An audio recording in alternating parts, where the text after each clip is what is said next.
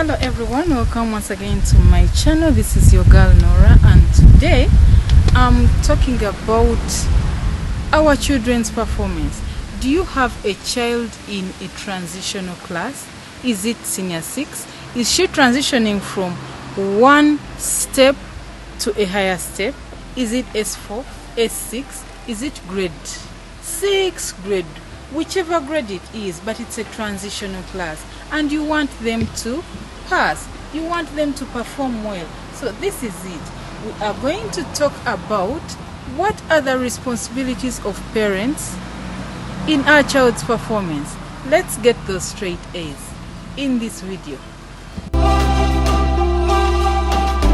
Subscribe to my channel, click the subscribe button and the bell icon.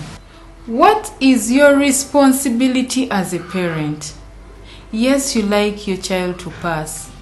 This is a transition stage. Maybe it is senior 6 or grade 6 or whatever it is, senior 4, a transition stage where your child is transiting from lower section to maybe university, to maybe the upper section of education, and you want them to pass. You want them to get those first grades, those straight A's. What is your responsibility as a parent? Do you know that many parents have a tendency of complaining about the schools? That school is bad, that school doesn't perform well. What have you done as a parent? Because the teachers also want the child to pass. Did you know that the teachers are the people, are the only person other than you and the child who want your child to pass? Genuinely? There are 3 people who want your child to succeed in education in this life, in the whole world. More than anything, the child himself or herself, you the parent. So the teachers are doing whatever they can. It's your turn as a parent to also do whatever you can to make sure your child passes. Or you think it's the responsibility of the teachers and the school because you paid your school fees. Here you're going to learn that it is mainly your responsibility, it's mainly the responsibility of a child, and it's mainly the responsibility of the school. It's an equal effort for all the 3. Like in the triangle theory. Let me show you something.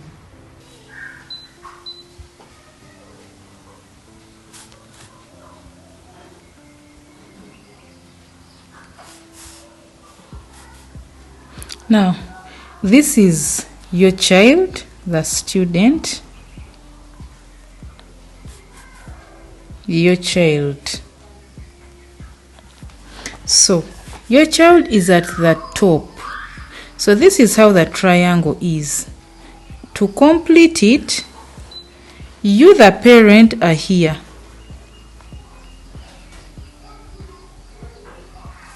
Parent or guardian or father, mother. And this is the teacher or the school. And that's how the triangle is complete. The triangle can't be complete like this, or it can't be complete like this. You, the parent, has a role to play. And these are the roles I'm telling you about. Do you go to the schools? Do you visit the teachers? Do you know your child's combinations, or what your child's majoring in, or what your child's studying, the particular subjects? Have you taken time to find out which subjects are giving your child a hard time? Is it a science subject or is it an art subject? Have you visited the teacher? Do you even have the teacher's contact? Do you check your child's books? Do you check your child's textbooks? Does your child have textbooks? Does she have papers, past papers? What are you doing as a parent to get involved in your child's education? You looked through their books. Did you know that a child can show you that they are actually revising and reading it they are not? Maybe they are they've hidden their phones in their books and doing something else, or they're writing something else in the book. Some parents here, the moment your children return for holidays at home, the first thing you ask them is, how long are you going to be here? When are you going back to school? And when the child tells you maybe it's 2 months or a month, I thought it is 3 weeks or 2 weeks. Why are you going to overstay home? You get it, you're looking at your child as a problem. You don't want time with your child. So how do you think this child is really going to pass?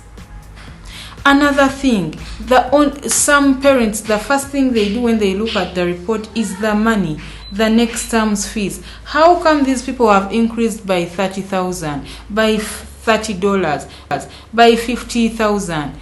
Don't do that. Show the child that you are genuinely interested in their marks, in their A's, in their B's or F's, in their studies. Show the child that you are genuinely interested in what they are doing and that you're partners in whatever is happening in their education, so that your child will not want to disappoint you. It will motivate them to work harder, not to disappoint you. What do you do when you realize that your child is weak in a particular subject? Or when you look at the report card of your child and you realize that maybe they failed almost in all subjects, what do? Do you call them names? Do you say, oh, you're stupid like your father? That's why your father was like this. I knew you would be stupid. How come you got this? You are discouraging this child. Speak positivity in your child's education, in your child's life. Tell your child you're the best, you can improve, you can do this. How can I help you? Pray with your child. Show them that you care, you love them. Those who have children who are not going to school from home, are they in hostels? Are they in boarding school? How often do you go there? Or you think that because my child is in boarding school, they are safe. It's my time to sit back and relax and maybe go to work. Are you too busy? Do you suffer from TB? Too busy? At the expense of your child? How often do you go there? Do you check on them? Do you talk to them? Do you encourage them? No matter where your child is, go there. Encourage them. Look through their work. Talk to the teachers. Do you even have your child's telephone, your child's teacher's number? Do you check on him or her to find out how your child is doing in that particular subject? Get that number today, because what we are doing here is to make sure our children are going to pass highly with the help of us, the teachers, and the child themselves. Your responsibilities are not only paying school fees and buying scholastic materials or requirements, scholastic requirements.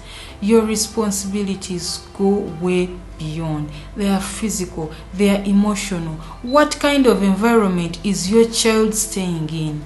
When your child comes home, do you even give them time to do their homework or revise or read their books? Do you? Or all you do is do this, do that, do that, do that, do that, do that. You give them, you pile all the chores on them. And by the time it's late, they want to sleep, they are tired. Do you let your children watch TV up to late night and they don't have time to revise? Or as a parent, do you put your foot down and you're like, hey, it's time for you to revise your books. It's time for you to read. It's time for you to ask me where you don't understand. If you as a parent don't understand something, encourage your children to go and ask the teachers. And if the child goes to the teacher, it's your duty to check on the teacher. Did my child come and ask you a particular number? Find out, follow up.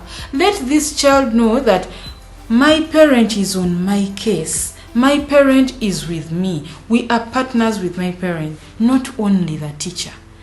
Is there peace at home for the child? Or you're the kind of parents who are always having fist fights, abuses, gentlemen. You come home very late, drunk, you're shouting for the children. You're unbalancing their mental stability. you are a problem to them mentally. They are not stable. They don't get enough rest. Do your children get enough rest? Do they sleep on time?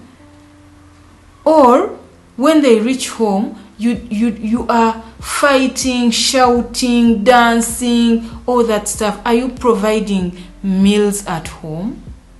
Are they eating well? Yes. If you're not cooking and you're buying, what are you buying? Is it only junk? Or you give them some organic food, good food to eat. Do they sleep hungry? All that is something you should check in. Check the lighting at home. Is it conducive? Is it good enough? Is it well lit for the child to study at night or at home? Check all those parameters, dear parents. I just should remind you, dear parents, that these children are our responsibility. We want them to pass. We want the straight A's. But it's our responsibility, and together we can do this. If we join hands with our children and the schools, we can support our children to get the straight A's. Don't demoralize just because you wanted maybe your child to do subjects which make her a doctor or an engineer. If your child wants to do a particular subject and they feel that's the subject they want, support them. If it's what they want and it's what they've chosen and they feel they can perform well in that, support them. Some parents have a tendency of, because you want your child to be maybe an engineer or a doctor like you're forcing them to do the subjects that lead them to be engineers, which they don't want. They can't manage. Support your child to do what their choice is. Support them. Show them that you support them. Don't call them stupid because they are doing art subjects and you wanted science subjects. That's why you find that most art students fail, because you parents don't even care. You don't even know what their combinations are. A child tells you, this is my combination, and you're like, what is that? Hey, what is that? What does that make you? No, don't do that. The child gets demoralized immediately, and yet it's coming from you, the parent. Support your child. Remember, your child can blossom in any direction they take, as long as you support it, as long as you're with them and with God. Thank you so much for watching my video. Don't forget to subscribe to my channel. Please click the subscribe button now. It's the red button, and the bell below. Thank you so much. We shall meet in the next video. Don't forget to leave me a comment in the comment section. See you then.